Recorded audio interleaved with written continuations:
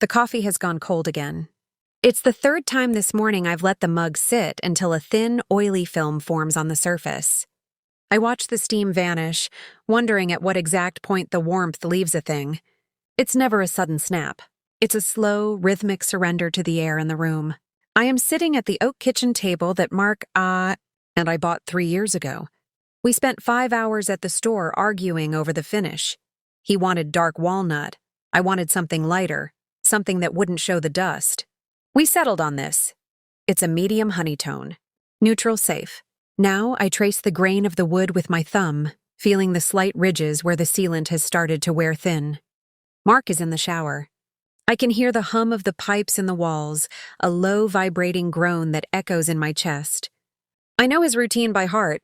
He'll be in there for exactly 12 minutes. He'll use the sandalwood soap I bought him for Christmas, the scent that always lingers in the hallway like a ghost. He'll come out with a towel wrapped around his waist, steam clinging to his skin, and he'll give me that half smile. The one that used to make me feel like the only woman in the world, but now just feels like a polite nod to a stranger. Yesterday, I found a receipt in the pocket of his gray slacks. I wasn't snooping. I don't do that.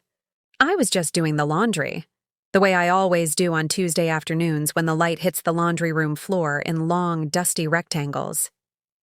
It was for a florist in Chelsea. 2 dozen peonies, $300.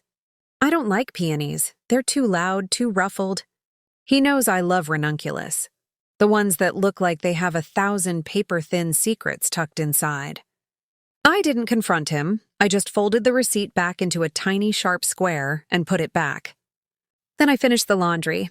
I folded his shirts, matching the seams perfectly, and I felt a strange, cold hollowness opening up in my stomach, like a sinkhole in a quiet suburban street. The shower stops. The silence that follows is heavier than the noise.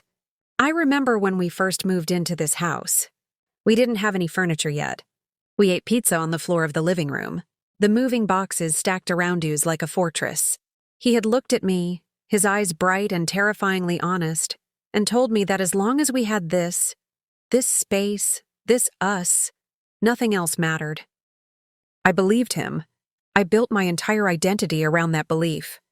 I became the person who kept the house warm, who remembered his mother's birthday, who knew exactly how he liked his eggs. I disappeared into the corners of our life together, thinking that being invisible was the same thing as being essential. He walks into the kitchen now. He's wearing his work shirt, half-buttoned. He smells like the sandalwood. "Morning, Elle," he says, reaching for the carafe. "Morning," I reply. My voice sounds thin to my own ears, like a radio station losing its signal. He pours his coffee, checks his phone, and sips. He doesn't look at me, not really.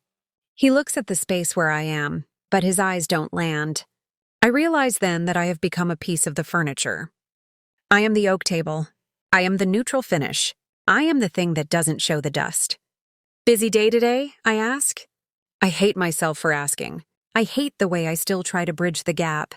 "Yeah, back-to-back meetings," he says, eyes still on the screen. "I might be late tonight. Don't wait up for dinner." "Okay." I watch him leave. The front door clicks shut, a soft final sound. I stay at the table for a long time. The sun moves across the floor, highlighting the scuff marks from our dining chairs. I think about the woman who got the peonies. I wonder if she knows about the way he snores when he's had too much wine. I wonder if she knows he's afraid of the dark but pretends he isn't. I wonder if he looks at her, truly looks at her. The betrayal isn't even the worst part. People cheat. People break promises. That's a story as old as time. The part that's killing me is the silence of it. It's the fact that I'm sitting here in a house we built together, and I feel like a squatter. I have spent 10 years cultivating a garden only to realize I was never allowed to own the land. I spend the afternoon wandering through the house. I find myself in the guest room, a room we never use. It's pristine. The bed is made with hospital corners. I sit on the edge of it and look at my hands. They look older than I feel. Or maybe they look exactly as old as I feel. I think about calling my mother.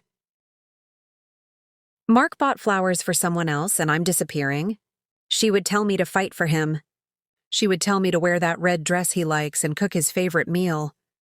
She wouldn't understand that the me who could do those things is gone. She's been eroded by years of being unheard. Every time I tried to talk about my day or my fears, or the way the walls felt like they were closing in, he would give me that distracted, "That's nice, honey," or "You're overthinking it." Eventually, I'd just stop thinking out loud. I took all my thoughts and tucked them away in a drawer in the back of my mind. The drawer is full now, it's overflowing. I go to the bathroom and look at myself in the mirror. I don't cry. My eyes are dry and stinging. I see the fine lines around my mouth, the way my shoulders slouch forward as if I'm constantly bracing for a blow that never comes. Who is this woman? I remember a girl who used to paint huge, messy canvases of the ocean. She didn't care about neutral finishes or dust. She had paint under her fingernails and a fire in her gut. I haven't picked up a brush in 7 years. Mark said the smell of turpentine gave him a headache. So I stopped. I tucked that away too. I realize with a sickening jolt that I didn't lose Mark. I lost myself a long time ago. He's just the one who finally pointed it out by looking past me. I walk back to the kitchen and look at the receipt again. It's still there, tucked in the pocket of the slacks I haven't put in the machine yet. I take it out. I look at the address of the florist. It's only 3 miles away. I don't know why I do it, but I get into the car. I drive. The air conditioner is blasting, but I feel sweat prickling my neck. The city feels different today, sharper, more intrusive. Every siren, every honk of a horn feels like it's directed at me. I find the shop. It's a small chic boutique with large glass windows. I stand outside for a moment, my heart hammering against my ribs like a trapped bird. Through the glass, I see buckets of flowers. I see the peonies. They are huge, pink, and grotesque. I walk in, a bell chimes. "Can I help you?" a young girl asks. She's wearing a green apron and has a smudge of dirt on her cheek. I was wondering about a delivery," I say. My voice is steadier than I expected. "From yesterday, for a Mark Harrison." She taps away at a tablet. "Oh yes, the peonies. They were beautiful. Who were they for?" She looks at me, sensing something. She hesitates. "I'm not supposed to give out recipient information, ma'am." "I'm his wife," I say. The word wife feels like a lie. A heavy metal object I'm forced to carry. I just wanted to make sure the card was right. "I think there was a typo." She softens. She's young. She still believes in the sanctity of cards and flowers. "Let me see." The note said, "For Sarah. To a new beginning. Love, M." A new beginning. I don't feel angry. I expected to feel a hot, searing rage, the kind you see in movies where the woman throws the dishes and screams. But I just feel heavy, like I'm made of lead. "Thank you," I say. "Is the note okay?" She asks, a look of concern crossing her face. "Yes," I say, stepping back toward the door. It's exactly what it needed to be. I drive home in a daze. I don't remember the turns I take. When I walk back into the house, the silence is waiting for me. It's a physical presence now, a third person in the room. I go to our bedroom. I look at the bed we share, the pillows neatly arranged.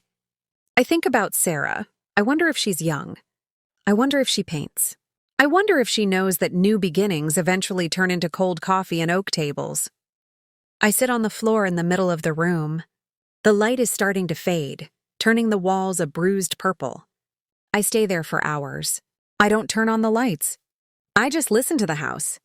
The settling of the wood, the hum of the refrigerator, the distant sound of a neighbor's dog barking. I am 38 years old.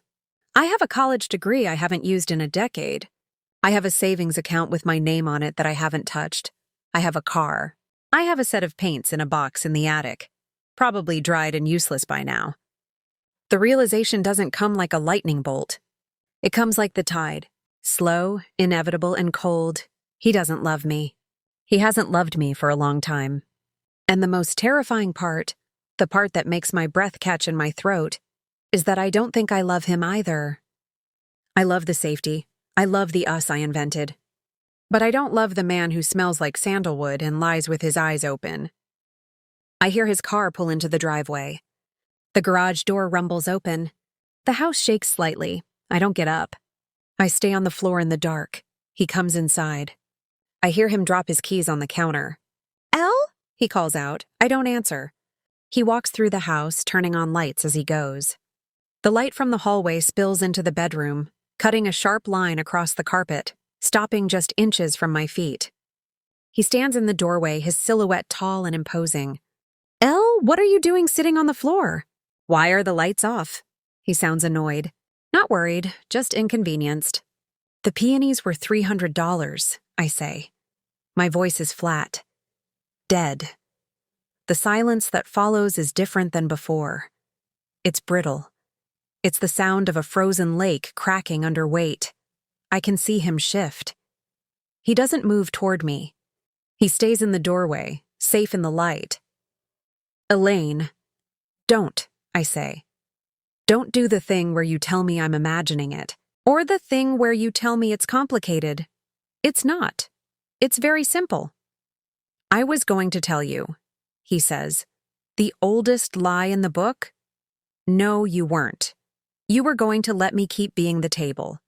You were going to let me keep absorbing the dust until there was nothing left of me." I finally look up at him. I can't see his face well, but I see the tension in his shoulders. He looks smaller than he did this morning. "I don't want to fight," he says quietly. "I'm not fighting, Mark. I don't have the energy to fight you. I've been fighting for both of us for so long that I'm just done. I'm empty." He doesn't say anything. He doesn't offer an explanation. He doesn't beg for forgiveness. He just stands there. A man who has already moved on, waiting for the unpleasantness to be over. I realize then that there will be no grand climax. There will be no tears from him, no dramatic packing of bags in the middle of the night. This is how it ends, in a quiet room with a medium honey oak finish and a light that doesn't quite reach the corners. "I'm going to stay in the guest room," I say. "Okay," he whispers.